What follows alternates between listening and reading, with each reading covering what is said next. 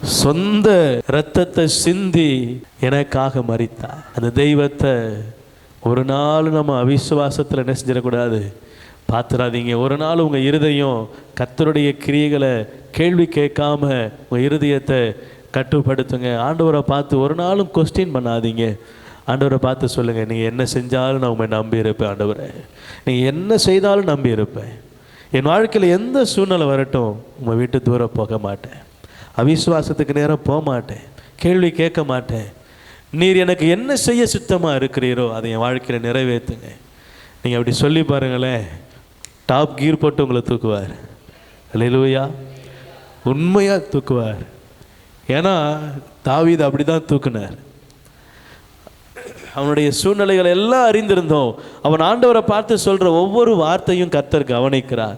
அவனுடைய வார்த்தையை பார்த்து அவர் இருதயம் நெகிழ்ந்து தான் அவனை என்ன செய்கிறாரு, தூக்குறார். அவனை ஆசீர்வதிக்கிறார், அவனுடைய குறையை மாற்றுறார், அவனை ஜெயமாக்குறார்.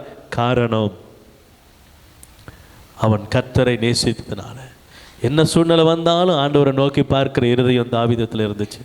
நம்மிடத்தில் காணப்படுமானால் கர்த்தர் நம்மை உயர்த்துவதிலே சந்தேகம் இல்லை.